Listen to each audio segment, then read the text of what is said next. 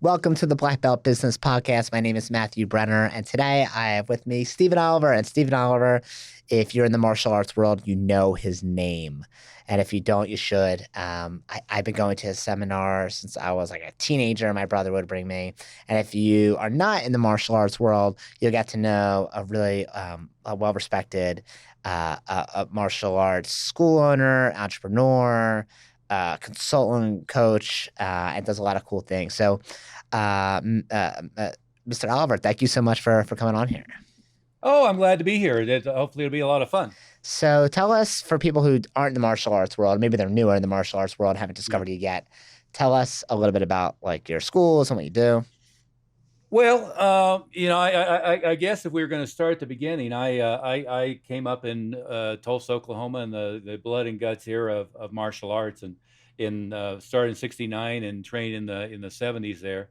But I was part of the Junri Institute, and ended up working my way through Georgetown University, running a martial arts school for Junri. So I was working with, he had a world-class stable of fighters, some of the top competitors in the world. So I was working directly with Jeff Smith, who was the world light heavyweight kickboxing champion. About half of the top ranked PKA US or world champions were on our staff actually back then. But then I moved to, after I graduated from Georgetown, I moved to Denver and I opened 5 schools in 18 months, 6 and 30 months. Grew to about 3,500 active students by the time I was more or less 25 years old. And grew that organization, eventually franchised it. And over the years, I promoted a big NASCA national tournament, did a bunch of other things. And then, it gradually evolved away from, I think I maxed out at about 50 employees in Colorado and 15 down in Florida. One thing or another, kind of got over that syndrome. And we shifted the schools into franchises. And then I shifted into coaching and consulting, which, at least 20 years ago, I was on the original educational funding company board of directors, which back then was really the hub of a martial arts business development in the country, and then started doing coaching and consulting on my own. Heck, I wrote a book on internet marketing in 1999 to give you a line back when it was just Yahoo and Alta Vista, and the only pay-per-click option was GoTo, which became Overture, which became the inspiration for Google. So, been at it for a while. So, do you still have your schools, like the ones in that you opened up back They're then? franchises. Okay. So I don't directly own any of them at this point. But we're on the martial arts school side. We just celebrated 40 years anniversary in August this year. Very cool. So that was 1983 when I came out here to Denver. So you did And own them, and then eventually you just franchised it, and then right, so right, who bought right. them? Well, individual franchisees. Were they In some students? cases, it Like, was. Say it again. sorry, were they? I didn't mean to interrupt you. Were they like students that bought them? Were they investors? Like, how did you get people to purchase the No, franchise? typically when we made the transition, it was whoever was the branch manager at the time. Mm. So a lot of them went from employees to owner operators, and then we opened schools with oftentimes students. The ones in Denver were black belts and people who had grown up from within. When we went outside of Colorado, we were doing, what would be referred to as conversion franchising. So taking existing martial arts schools and converting them to Mile High Karate schools. Frankly, gradually, I just shifted it into coaching and away from franchising. It seemed like a path of less resistance with less internal troubles that developed from it. So now that you did that, do you feel like it's easier, or like a path of less resistance? And now that you're 20 years past that, Oh yeah, yeah. Well, I mean, in coaching and in working with martial arts schools, I think I've probably talked more people out of doing multiples and talked them into doing multiples. And what I'll see a lot of times is a school will have a little success and they want to do the second, third, fourth location. And again, I mean, I was 23 years old and opened six in pretty rapid succession without having any capital. But in retrospect, I wouldn't have done it that way. I have a lot of clients who are doing million, million two, million five a month in one location, bringing 50, 60, 70% to the bottom line. And that's a lot less headaches and a lot less problems than trying to do it across 10 locations, 15 locations, or 20 locations. So some of your clients are doing $1 million in gross revenue a month or a year? Well, a year, A year. a Okay. year Okay. I was about to say, annually. oh Yeah, my God, I've never heard of that. yeah, Okay. yeah. Cool. No, we have a lot of them that are 70 to maybe 150 a year or A month. 70 to 150 a month in a single location. Hmm. With, I think, what's different about it than, you see around the industry a lot of people who brag about how big a school they have, but a lot of those people are running 5%, 10%, 15% to the bottom line. Hmm. Um, they have a lot of things going on, a lot of staff, one thing or another. Our guys were trying to keep it at 50, 60% to the bottom line. So if they're doing $1 million a year, they're netting $500,000 or more. Very cool. So how has the industry changed from when you first started coaching 20 plus years ago to now? Well, in some ways, it stayed the same, and in some ways, everything is different, right? You know, I kind of look at the kind of the history of the martial arts business in the United States, and for those who don't know, it all started with the ballroom dance industry.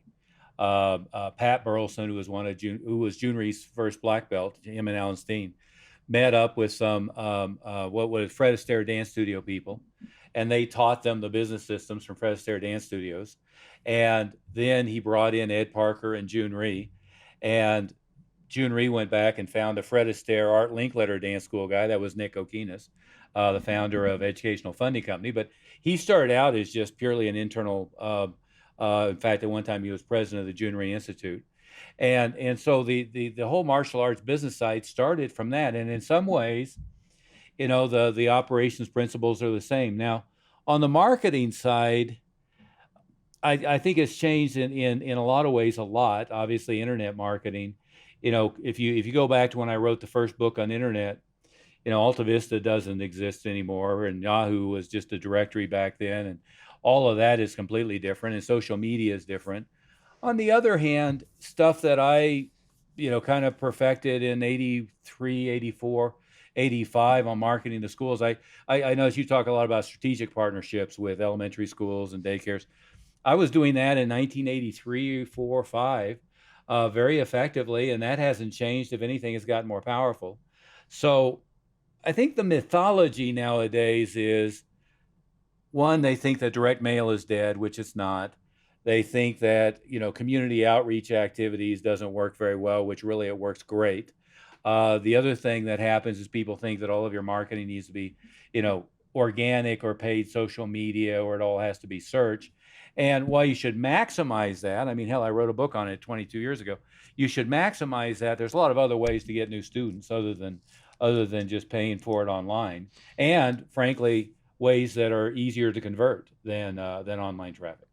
So why do you think so many people depend on online traffic to grow their schools, like Facebook ads or Instagram or Google AdWords? Why do you feel like they're kind of stuck on that? Well, I mean, I've been kind of rude about it, but I think the problem is what I've termed the bozo explosion of consultants popping up everywhere, Okay. right? And so you have a lot of people who are either a flash in the pan, they had some success at a location or something like that, then all of a sudden they decide that they're going to be a coach or a consultant, or you have agency types who are buying your Facebook ads for you, or buying your Google ads and one thing or another, and then they perpetuate that mythology. And again, we do a lot of work on SEO. We do a lot of work on paid search traffic, and we do a lot of work on social media marketing. But it's not the end all be all. It should be one of many different ways of promoting and growing your school internal to your your community. So obviously there's some business tactics and strategies that are going to be evergreen, right? Regardless of whether there's internet, Facebook, or You bet. and that stuff. So, but obviously the name of it might change, right? It might not be Yahoo as you use anymore, or Alta Vista or whatever. It's going to be something else. So, what do you think has worked just as well, or if not better, or what has worked well, let's say 20 years ago, that people should be doubling down on now? Well, God, that's a big question, right? The Ultimately, the psychology of human beings hasn't changed. Hmm. So classroom structure, interaction with students, working as retention as the primary focus, working on the culture of the school. Although there's evolution in what works in that, I mean, really that hasn't changed in 20 years. From a marketing standpoint, is direct mail works better than it did 20 years ago. I mean, the average person has 200 emails in their email box a day, but 4 pieces of mail in their mailbox. So they're more likely to see something you mail them than email them, for instance. Email 20 years ago was, I mean, that's the age of you've got mail. And, you got Meg Ryan and I forget the actor, but watching for their little AOL flag box or CompuServe flag box. Nowadays, people are annoyed when they look at their email. They're sorting it out. They're opening very little of it. They're deleting a lot. You have deliverability problems. But what's evergreen is the sales mechanisms mostly. I think people are more skeptical nowadays than ever. They get hit with a lot more scams than ever. They see a lot more advertising than ever. So you've got to prove the reality of your value, the reality of your outcomes, the stability of your business more than you ever had to. On the flip side is working with an elementary school, a Boy Scout group, a daycare, working with local businesses, working with all of that works as well, if not better than it ever did. And just getting out in the community and being involved and engaged in the community works as well as it ever did. So you said that you need to build trust, You bet. right? Because now people are more skeptical than ever. Yeah. So how do you do that? Well, one way that we spend a lot of time trying to build that is through sales tools that the schools use that are predominantly based on testimonial or proof of concept, right? So if I have a let's say a Facebook ad out, which I'll steal from somebody I've worked with, Dan Kennedy, is he refers to it as marketing in a vacuum rather than waiting for somebody to come to you. So search marketing on Google, all that is the new version of the Yellow Pages, right? But a Facebook ad is kind of like the equivalent of a newspaper ad where you show up in front of them. It's interruption marketing. You're getting to them when they weren't really necessarily looking at it. So let's say that I have a Facebook ad, or I have somebody that I nearly like a carnival barker took the cane and pulled him in at a live event or something like that. Yeah. Right? I mean, what I need to do is I need to prove to them results that other people have had, show that to them in ways that's believable. An awful lot of what I see, especially people's online sites, is it looks like AI wrote the testimonial nowadays, and they pulled a stock photo and it looks like it's made up. And of course, over the years, a lot of advertising has been fictional, but even more now, you need to be more authentic, more real, less plastic, more clear in the communication, but more depth on stacking up layers and layers of proof to show what it is you do. Yeah, whenever we go to any sort of grassroots marketing effort, it's a daycare, school, a business, and I post about this online all the time, is you have to get a testimonial from the director or the principal or the guidance counselor. And what we do is we snap a photo and we'll ask them, hey, can I take a picture? Ask for 1 or 2 sentences, put it underneath the photo, and then we'll use it in our emails. We'll use it if we print out a flyer for the school. Let's say we're doing like a fundraiser for the school. On the back of that flyer, the next year is going to have the principal and the guidance counselor talking about how great the program is, and that's going to be way better than whatever I say.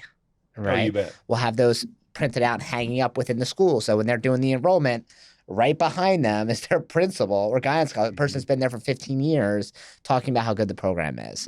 And I think people feel awkward asking for it. Or maybe, I don't know, it's just like, it's way easier just to go online, make a Facebook post, hit boost post for $200 and like hope and pray people show up.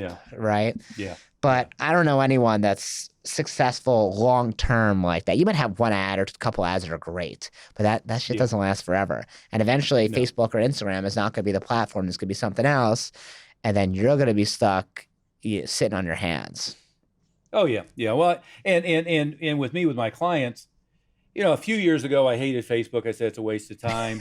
Then I hit a period that I love Facebook. Then COVID hit and it saved everybody's ass because, engagement went up 660% and we could still do as many enrollments as we were ever doing.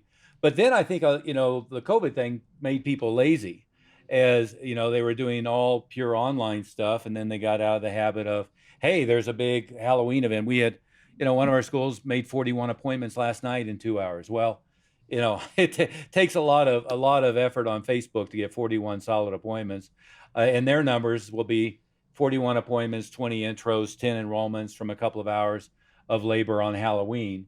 It's kind of hard to replicate that with paid ads and all the effort that goes into follow up. On the testimonial with the schools, going all the way back to the 80s, every school that we ever did would get a letter, from the principal, a letter from the PE teacher, letter from all those people, and we had a package that just kept getting thicker and thicker and thicker, with all of that material. But secondarily, like with my own schools, I did the startups and I did turnarounds oftentimes, and so if I was in a one of my schools doing this type of community outreach, I would get the principal to take me along to their principal in service day and introduce me to everybody, and then sing the praises to the other principals in the district. And then I'd set up a bunch of stuff. I'd get the PE teacher to take me along to that. For the Boulder County, I did, before school starts, I'd come in and teach classes for the PE teachers and then set up programs. And every program I did, I'd get the next PE teacher to bring me to their next training, Yeah. and then we would just kind of go through. And so, back in the days when fax machines were popular, I'd get them to write a letter and then fax it to the other schools from their school fax machine. And That's a good idea. I like that. PE teacher to call the other schools from their internal number, right? Right. And so what would happen is all of a sudden they've got faxes coming from the other schools about how great this is. They'd get calls coming from the other. I'd have letters just piling up in our package. It just you hit them every angle, right? And they can't deny that it's a valuable process. Yeah, one of the most frustrating things is when I hear people say, and I'm sure you hear this nonsense. I probably heard it. I mean, you've definitely heard it way more than me, which is, "Oh, that sounds great, but it doesn't work in my area." Right? So what do you say to someone like that when you hear that? I'm sure you hear that all the Well, time. at first I tell them they're full of shit. You'll say that right to them, like, "Yo, you're full of shit." What's that? You'll say it right to their face, "Yo, you're full of shit." Oh yeah, Okay, yeah, okay. yeah, always. Um, what one of my close friend of mine, but Tim and Dave Kovar in Sacramento, is they said that to me over and over and over again. Oh, you don't understand California. Now wait a minute. I'm in Denver, Colorado, where Columbine happened. When Columbine happened, I had 3 different locations, all within 3 miles of Columbine, right? But they were saying, no, you don't understand California. California, they won't let you do this stuff. And finally, I got to do one of the ideas, and they did a fundraiser for the local teen center. And I was doing it locally with Children's Hospital. Before that, it was with Kick Drugs Out of America, which was Kickstart. Before that was with Project Concern International. And I was printing flyers 100,000 at a time, passing out in all the local elementary schools, and they would go through the school mail. Finally, I got them to do that. It was so successful, they couldn't put them all out at once because they couldn't handle the volume, and they had to start stacking it out. With my own schools, my school down in Littleton, Colorado, direct opposite of where your sister's at in Broomfield, all of my staff said to me, "Oh, you can't do that. Douglas County schools won't let anybody for profit do anything. Littleton schools won't let anybody do anything." And I took that school over. Again, they were employees, so I fired the people who weren't doing well and took it over for 9 months and turned it around. I did 486 enrollments in that school in 9 months. 78, I think, was our best month. 38 in one day on one Saturday, back to back, enrolled people. And by the way, these were like a normal down payment, a 12-month contract, normal tuition. Yeah. This is not like what a we were trial charging. or something. Yeah, no, these weren't intros. These were, a 1-year agreement. And all of them from doing stuff in the local elementary schools. All of them from either doing a PE teacher for the day or doing an after-school enrichment program tied to a PE teacher for the day. I went into schools where some guy was renting the gym after school from the district and did an after school enrichment program. One of them, I sucked 50 enrollments out of that school at the same place that he was running a karate program at night, renting the place. It worked like a charm. And so even my staff were telling me, oh, no, you can't do it in this school. I think the first part of that, not to rant about it, but a lot of these guys just don't have the balls to be entrepreneurial enough to build a relationship, right? They're afraid to go talk to the person. The second thing that happens is there's a lot of gatekeepers now, right? So once Columbine hit, schools all over the country, you have to buzz yourself in, and Yep. you have to go through the thing, and you have to meet the gal at the front desk, and her job is to say no. But my perspective is, one, I start with my own students. Where do you go to school? What do you do? What organizations are you involved with? Then I have them, assuming they're an A-rated students, they're a joy of the spirit, not a pain in the ass, because they're a pain in my ass, they're a pain in their ass, right? I'll have them walk me into the school and introduce me to everybody. That works like a charm. And then once I'm in one, I've got the PE teachers introduce me to everybody. I got the principal introducing me to everybody, and all that goes away. From an entrepreneurial perspective, I think of it this way: is there's this thing you're trying to accomplish. If I have to go into the person who does after school daycare, I'll do that. If I have to go in through a student of mine who maybe is a PTO member or something, I'll do that. If I get in through the PE teacher, I'll do that. If I have to go into the principal, I'll do that, although that's usually the worst route initially. So I'll just kind of take every angle until we get our foot in the door, and then we own it. I mean, it's a pretty straightforward process. But I hear that in places where they think that nobody will let them do anything. Oh, we're for profit, we can't do anything. We're this or that, we can't do anything. They hate karate. Um, Yeah. Well, it's just it's funny. just It's just like, ridiculous. yeah, because it didn't work the one time you tried it doesn't mean it's not good, or you just gotta try a different method. Like I've had a bad slice of pizza before. Doesn't mean I never eat Yeah. pizza ever again. Oh, Right. yeah. And Yeah. sometimes you just got to go through a different door, a different person, and eventually you're going to get in. I have this picture that I love to share where it's a picture outside of this private Catholic school, and it Hmm. says on the picture on the sign outside, it says, "We are not accepting outside guests because of COVID." And I have like a mask on, and we just taught a program to all their kids, and they just handing out Hmm. flyers all. And it's like me in front of the sign, right? Yeah. And it's like it's funny because we're taught as martial artists to be persistent, right? And I never give up. But then when it comes to our business, a lot of times it'll be like, oh, well, they said no. It's like, yeah, they said no at that time. But sometimes there's a new program director, or there's a new guidance counselor, new principal. And the old one, don't get me wrong, we don't get in every single one. There's some schools we don't get into. But Sure. then there's going to be turnover, right? We had one school we went into for 3 or 4 years. It was great. Best relationship ever. New principal won't even talk to me, right? The guidance counselor also new, won't talk to me. They just turned over in 2 years, and there's new ones. And they're like, oh, we heard you guys were here in the past. Yeah, come in. We'd love to have you. Right. But you got to try every single year. And eventually you're gonna get in. You just gotta find your way in. Well, and sometimes you just wear them down through pure stack of proof, right? Yeah. You know, I had some of them. It's like, oh my God, I've had 12 different PE teachers tell me you're wonderful, and 10 principals, and I don't like the idea of a fine. I mean, I don't like okay, the idea of a fine. whatever it takes. I do think that most school owners underestimate how much resources they have in their school. And oftentimes they just don't know what's going on with their student body and who they have, right? I mean, they have teachers, they have principals, they have a member of the school board. My third black belt ever was director of humanities for Jefferson County Schools, which was one of the largest school districts in the central United States. Um, I mean, I've had everything from the marketing director for the Denver Nuggets, the CFO for the Denver Broncos, the human resources director for the number one employer in the state, which was US West at the time.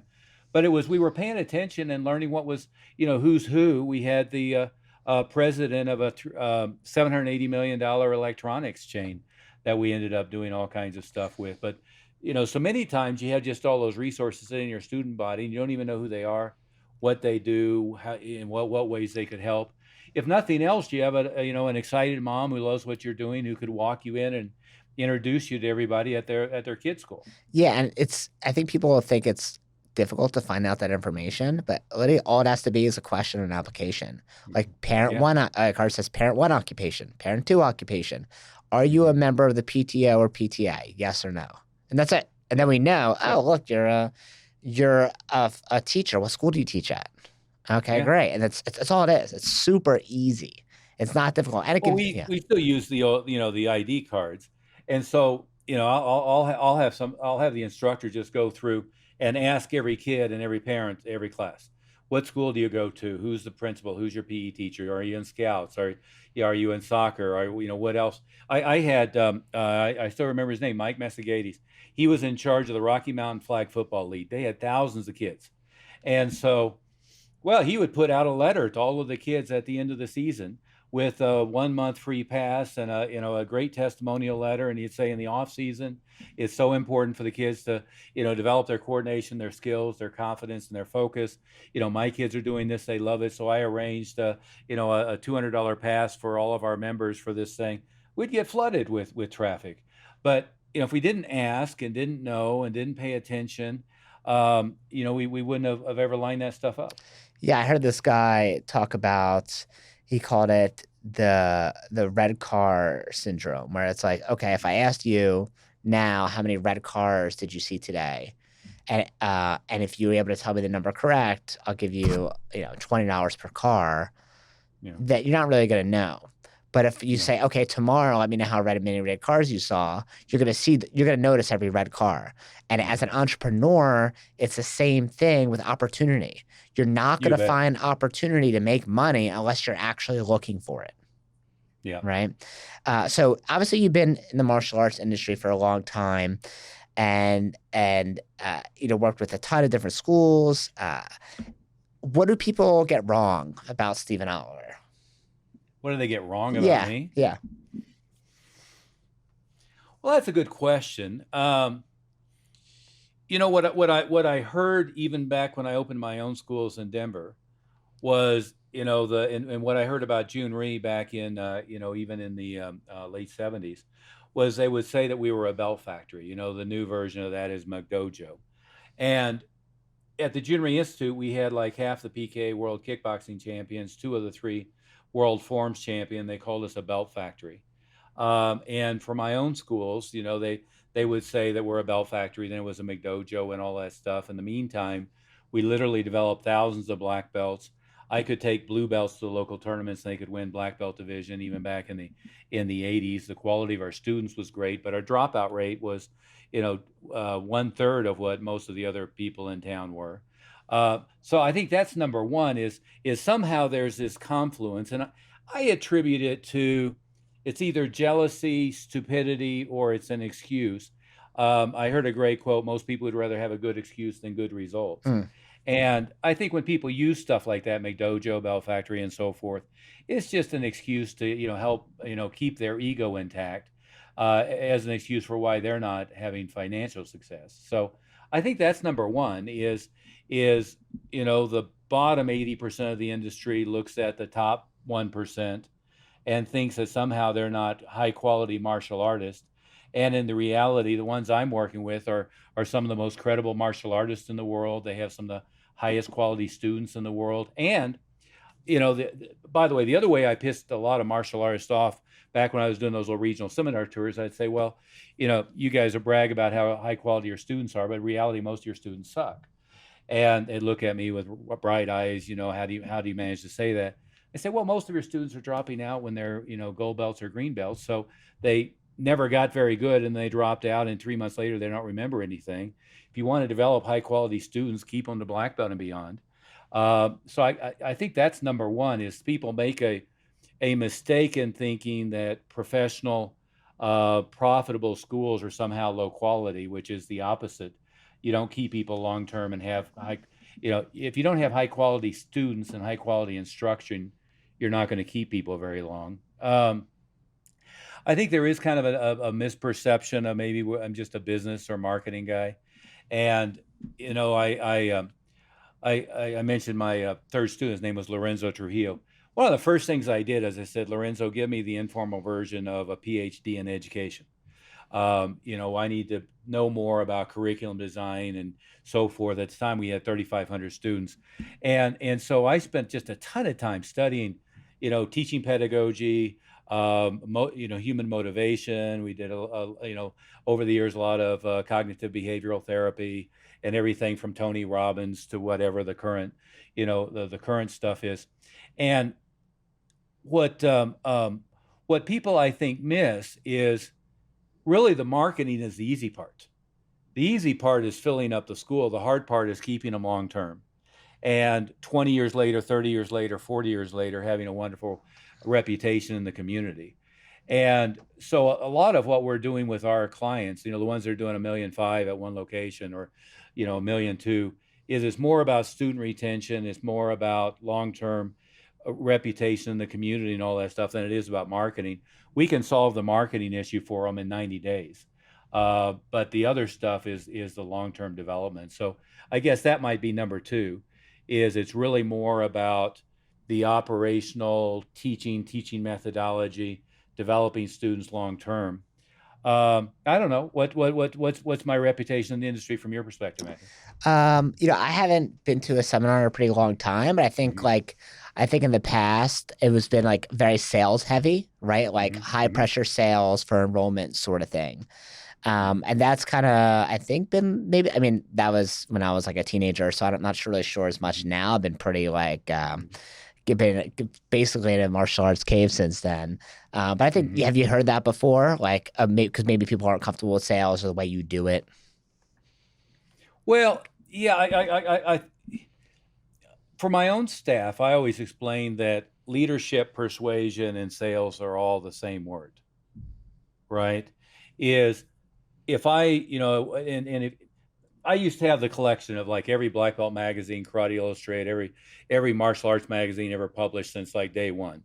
And I gave the example one time. You could go back into the '60s, and one of the covers of Black Belt was the case against commercialism, and it was somebody bad mouthing June Ree, and you could find the all the articles bad mouthing Bruce Lee, and you could find the articles bad mouthing Ed Parker, and all of the guys who were railing against commercialism. Nobody remembers their name, nobody knows who they are. I could go back to the '60s, '70s, '80s, and they're gone, gone in the history of time. But all the icons, I don't care whether it's Chuck Norris, Bruce Lee, June Ree, Ed Parker, you can go through the list. We're all focused on the business element, the sales element, the developmental, the promotional. Um, I had a client who was a Jeet Kune Do teacher, and somehow the Jeet Kune Do community was, confused that Bruce Lee was anti-commercial, and so there's a book that Junri did, Bruce Lee and I, letters back and forth, and all these letters were Bruce Lee looking at ads that Chuck Norris was doing and talking about how Chuck Norris's schools business was developing, which, by the way, came from Pat Burleson, which came from Fred Astaire Dance Studios. It was Junri talking about the development back and forth, how Bruce Lee, in today's terms, was charging $1,000 an hour in his backyard to teach private lessons. So that commercialism thing in it by itself, and then the strange perspective of what selling is as old as time, right? It makes a good excuse. Somebody can say, but see, what I think most martial artists is they confuse being a technician with being a good teacher of technical components, with truly being a master teacher and leader. And they confuse those elements. Somebody who's a good athlete doesn't mean they can teach anybody. I'm not a sports fan, but if you took, the entire NFL right now and took every current player, how many of them could be a great head coach? Yeah, I How mean, many of them could be yeah, yeah, not many, a good right? example for you is Michael Jordan was an amazing player, terrible Yeah, coach and operator. yeah, yeah. Yeah. So I think they confuse, I can do a great kick or I can choke this guy out, with I can teach the technical components. That's not a very hard thing to do. With I can truly be a motivational leader and I can truly be an inspirational leader. And in order to be an inspirational leader, you've got to have great sales skills. You've got to have great presentation skills. And I think the same thing on a one-on-one basis is we don't ever try to talk anybody into something they don't want to do. On the other hand, if I don't have the ability to close, if I don't have the timing to get them engaged when they're ready to get engaged, they're going to go off and they're going to do something else, and they're not going to have benefited from martial arts. They're not going to have benefited from what we do, and they're going to, I steal from Steve Covey. He talked about it's win-win or no deal. We only want win-win. So we want to win for the student, which means they do something that we perceive as being extremely valuable. And it's a win for us because we hopefully get a great student who stays with us long term. Yeah, I love that. Win-win or no deal.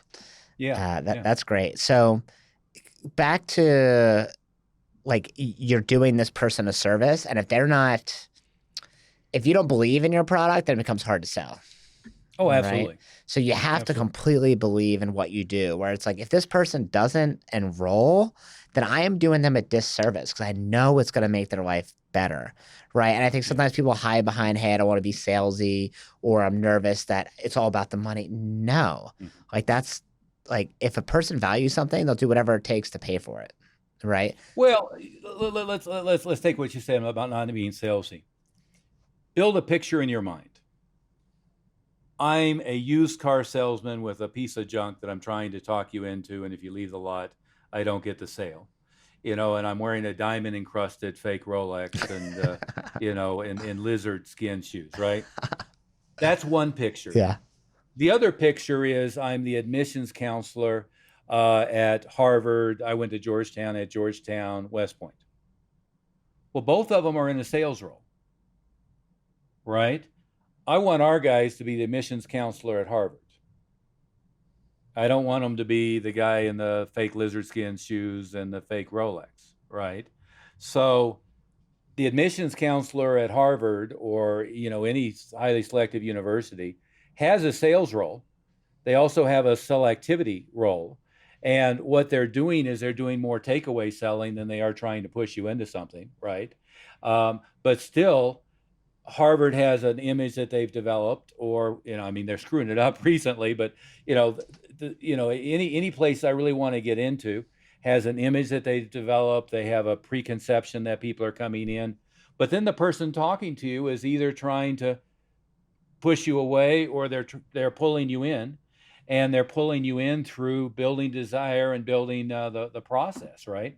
So I've always trained our program directors. We want to be the admissions director at Harvard. We don't want to be the guy on the lot with the lizard skin boots. Yeah, that's when you try to sell someone something that A, you don't believe in, or B, is a piece of shit. Right? If you believe in it and it's going to help them, then if anything, you're morally obligated to help them, enroll or become a member.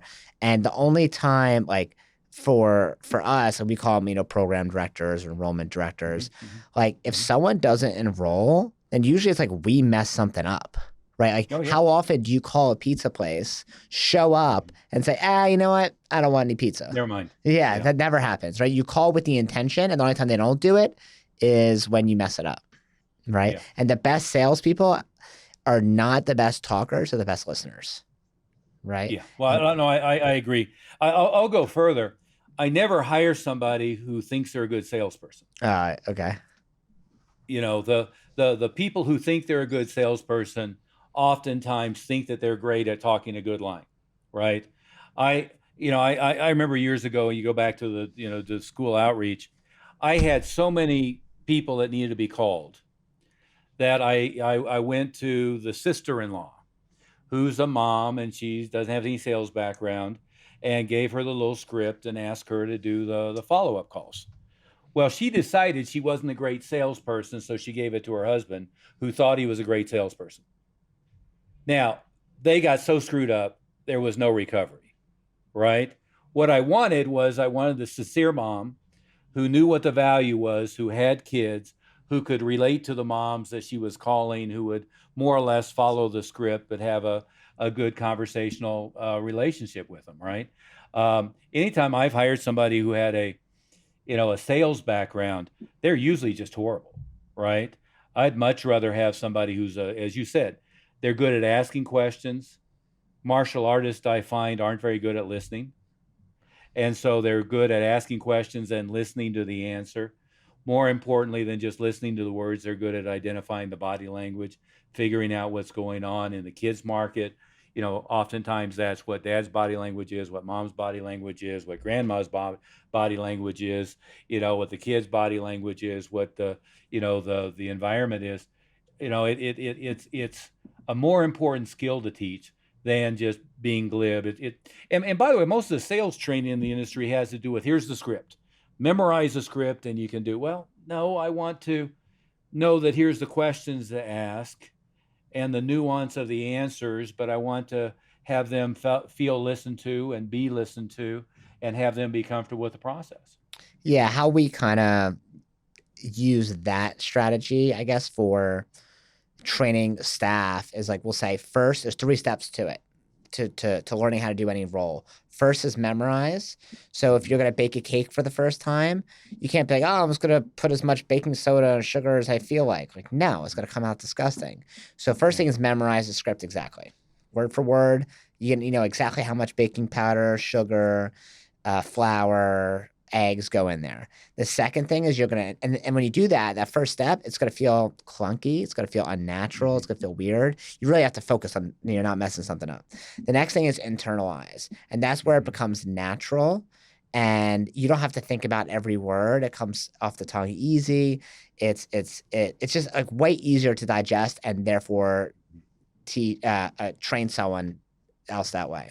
And the last thing is personalize. Once you're really good at making that cake, you have it memorized the recipe, you internalize it so it's natural, then you can personalize. Maybe add a little bit more sugar, a little less baking soda, right? Or use a different type of egg or something, right? Maybe leave it in the oven a little longer. But you need to go through those first 3 steps. And too often people try to skip to the personalized one and it becomes something totally different and wrong. And then they don't get the results or success they want. And then they're really upset. And especially with consulting, I'm sure this happens to you, where it's like, hey, I want you to do this and this and this exactly. And if that doesn't work, come to me and then we'll adjust. Because I don't care what laid plan I have or how many times I've done it. There's still gonna be unique situations, but we'll just find a way around it. And they're like, oh, okay, yeah, I really like that idea, but then I changed this to this, I changed this to that, I changed this to that. I'm like, our standing internal joke is, well, I'm doing everything you told me to do. Yeah. Okay. And then when you go through the checklist, they're doing nothing that we told them to do. Yeah, very little. Yeah, that's the standing joke. Go back to martial artists have discipline, right? Or martial artists have self-esteem. It's amazing how situational that seems to be, right?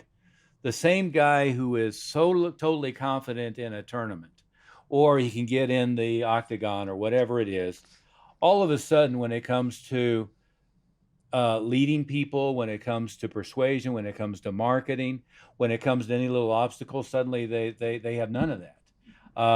And it's really amazing to me how all of that developed confidence in physical confrontation or fighting or forms or the athletics is they have a hard time translating it, right? One of the things I did in the little seminars I've done, but it evolved from our black belt testings. We would have hundreds of people there, and I would always have like parent seminars. And I'd say, close your eyes. Imagine I took you back to the day that you made the decision to enroll in martial arts, and I could give you back all the money, give you back all the experience, and give you back, you could take back all the skills and experience you developed one thing or another. Would you take the deal? Right? What if I gave you $100,000 and put you back to that deal? What if I gave you $1 million? Right?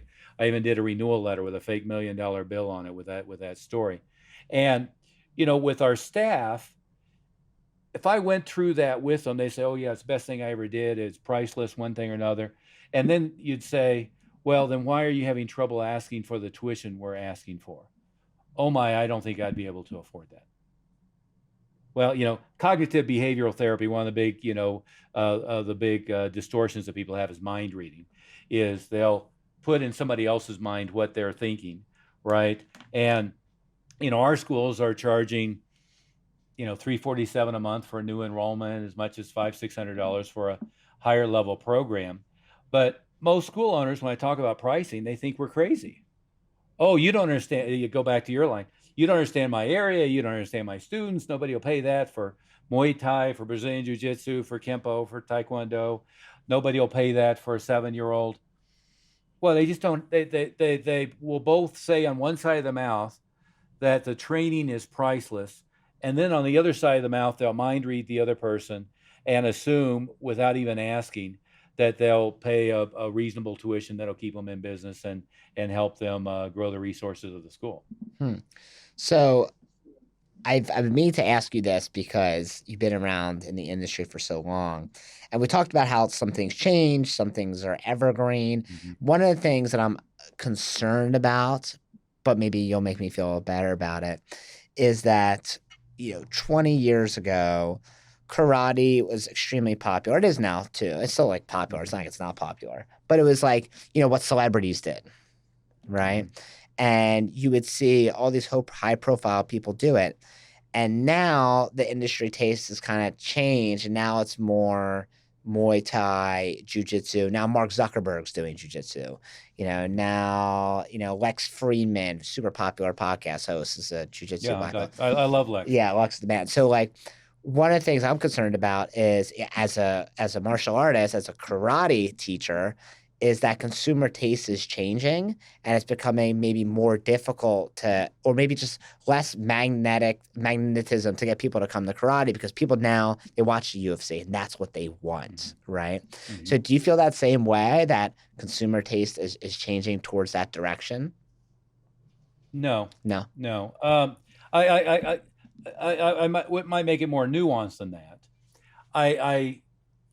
I was very skeptical of UFC when it started, and of course I was right to be. I mean, on the first UFC, I think it was the first UFC, was the night before my big tournament in Denver, and it was in Colorado because we don't have a boxing commission, and we actually did a co-promotion with them back then, but when the Gracies owned it. I was very proud of. We did a flyer. You've seen the brutality, now come learn about the art. I thought it was a great headline, but I think the reality is that the popularity of UFC and MMA, which, I said things very differently 10 years ago, but I think it has opened up an adult market that really didn't exist very much at the time. And so I mentioned Tim Cover. I was having this conversation with them probably 15, 20 years ago, and Tim was saying the same thing. Dave was convinced that if you didn't do MMA and you didn't do Brazilian Jiu-Jitsu, and if, one thing or another, and they're a Kempo stylist that was sort of Junri I's Kempo. And I said, well, Tim, I think he's completely full of shit, but if you would like to test his theory, try this. Just take your next 50 intros that come in, sit them down and play a highlights reel of the UFC, and say to the parents, that's what we teach, and see if it improves or it screws up your enrollment ratios. Never could get him to do it, right? And I think the reality is you've got to look at what people are interested in, right? If you have an adult male who now gets interested because they watch UFC, the ones that want to be fighters, by the way, aren't a good market for us, right? I mean, as soon as they get tapped out or punched in the nose, they don't want to be fighters anymore. That lasts about that long. Yeah. But, if I'm a 42-year-old attorney, or I'm a 27-year-old, college graduate, one thing or another, what do they want? Adult male wants to be James Bond. They picture, I'm Daniel Craig, I'm confident in all situations, I get the girls, I'm successful at work, I can defend myself in all situations, I'm suave and debonair. What does the adult woman who comes to us want? Usually it's, I want to lose 20 pounds of body fat before my sister's wedding or something like that. They tend to have more concrete fitness goals. What does the parent want? Confidence, focus, discipline. They want my kid to behave better at home, to be immune to negative peer pressure, and to achieve well at school, right? Now, none of that has anything to do with I'm doing grappling, I'm doing Muay Thai, I'm doing Taekwondo, whatever it might be, right? It has nothing to do with it. The second thing I think that is absolutely true is if we're marketing in a vacuum in the kids market, they don't come in and say, oh, you don't do Brazilian Jiu-Jitsu, we don't want to do this. They go, oh, wow, I'm so impressed with what this is going to do for my child, for my son, for my daughter. I'm excited to do it, and that's what I want to do, right? So marketing in a vacuum is not waiting for them to show up, on Google, or in the old days to open the yellow pages, but getting to them in the elementary school, the daycare, on Facebook, getting to them through a referral, getting through them through a event at the school or whatever. And so it doesn't really matter. Uh, the other thing I think that gets left in that conversation, Matthew, is the MMA schools that go and look at what fitness centers do and adopt that model tend to be high volume, low net, low retention. And the schools that adopt our model of long-term goals, incremental progress, focus on retention, focus on achievement of one thing, another, tend to be high retention, high student quality, and high net. And I can't tell you how many MMA schools that we've had to fix by saying, no, you're not running this like a gym. You should be running it like a school. And if you want to keep students long-term, they've got to have short-term, mid-term, long-term goals. You can't treat it like it's a drop-in gym. And then all of a sudden they're running a very successful business. So on the flip side of that, in terms of memberships and contracts, right? That's always a debate you'll see in Facebook groups. Hey, do you do contracts? Do you not? Right?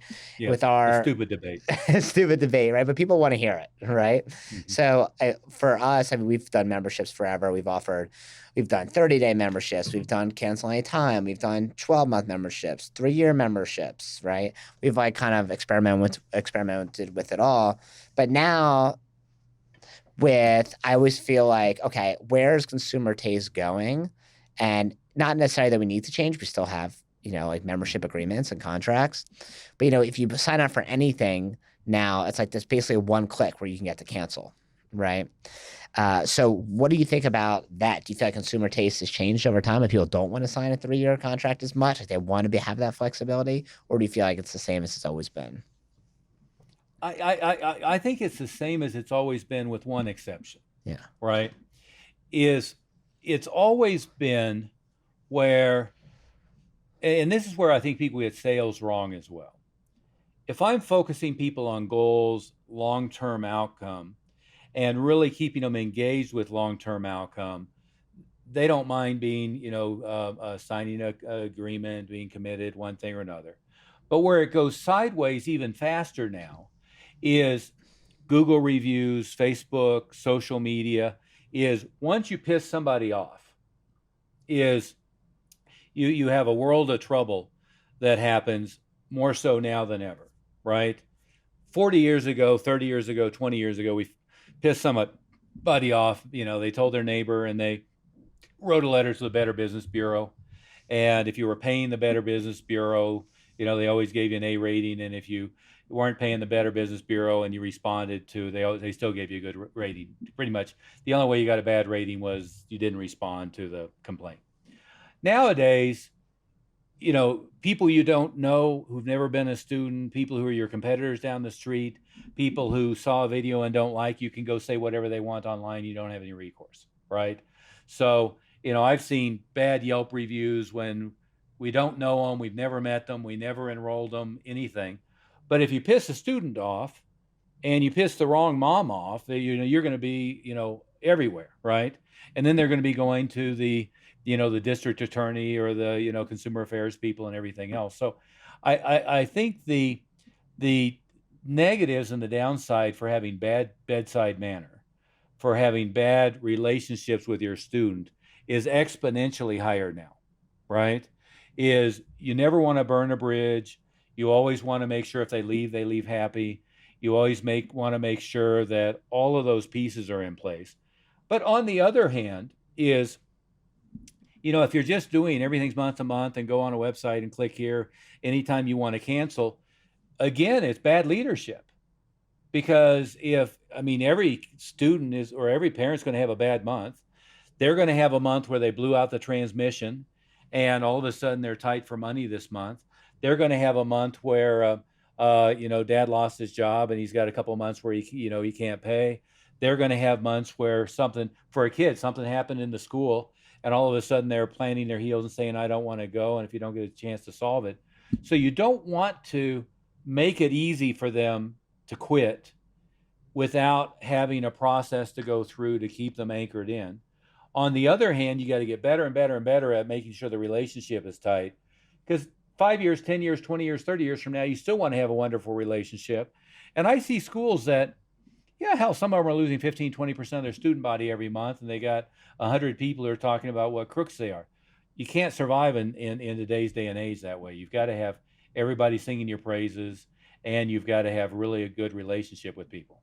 So do you recommend for your clients normally now they go the contract route, or do you have them? Oh, yeah. Yeah. Yeah, we're doing it, same as we always did, a 12-month contract and then a 4 or 6-year contract. But same as 20 years ago, but it's just more important to get it right now, is we've got to make sure we've had good communication, that we're focusing on retention more so than the contract. And again, that's where I see a lot of MMA schools go wrong, is the first time they know somebody's gone is when their ACH doesn't clear. Right. Well, no, I want to know they come in Tuesday, Thursday, and they miss their Tuesday class. And, the class was at 6:15, I'm calling saying, hey, I noticed you didn't make it to class today. Hopefully you're okay. Oh, yeah, well, let's schedule a makeup. I've got to be on top of it really early in the process. And then if they fade away, I've got to make sure I keep the relationship solid. Yeah, and I think we've all been in places as members where if you pay and they don't, and you don't show up, they don't give a shit, right? But I think that's one thing martial arts schools are pretty good about for the most part. Is like we follow up, or at least the ones that I know that do well. Is hey, like we noticed you weren't here more than once this week. Is everything okay? Right. Well, it is the one downside of all of the burgeoning MMA schools is a lot of them followed the wrong model. So, and there's all these fitness consultants that run around and people who have a fitness center background. Hell, I did that when I moved to Denver. I was a manager of a health club for 6, 8, 9 months before I opened the schools. But I knew immediately that they were in a bit different business than we were. They were in the business of sign you up and, hope that you make the payments and never come in and use the club. Hell, the club, it was pre-digital. We had this box of contracts of ID cards that people never picked up. It was, 30 days later, they had never gotten their ID card. Nobody cared. Right. I was the number one salesperson out of 30 in the first month. And what they were doing is they put new people on doing what we would call renewals, is they had them calling day sheets, which was their receipts ledger, and trying to move them from a 1-year membership to a 4-year membership. And I had a revolutionary idea for them, is I got rid of the receptionist and stayed at the front counter and looked at the cards that came in with the understanding that if they're using their club, they might be easier to renew than calling people who are probably not using the club. And I did more sales than like the other top 10 put together. And they couldn't figure out why. Well, what are you doing? Why are you doing so good on day sheets? I said, screw that. I'm not doing day sheets. I'm just looking at their ID card and then upgrading the people who are using the club and forgetting about the ones that aren't using the club. That was shocking to them. Nobody had ever done that before, right? That's the most obvious answer is the best answer, right? So if someone wants to reach out to you, how do they find you? It's easy, martialartswealth.com.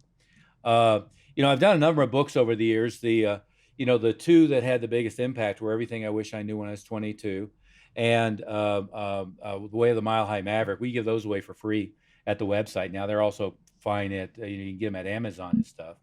But that's the easiest way. Go to the website. They can get the books for free. Get a bunch of other stuff for free. If they think there's a good fit to work together, great. If not, that's great too. Cool. Thank you for listening. My name is Matthew Brenner with Stephen Oliver. If you have any questions, you can email me, matthew@wyourdojo.com, or find me on Instagram at blackbeltbrenner1. Mr. Oliver, it's been a pleasure. Thank you so much. Thank you. It's been fun.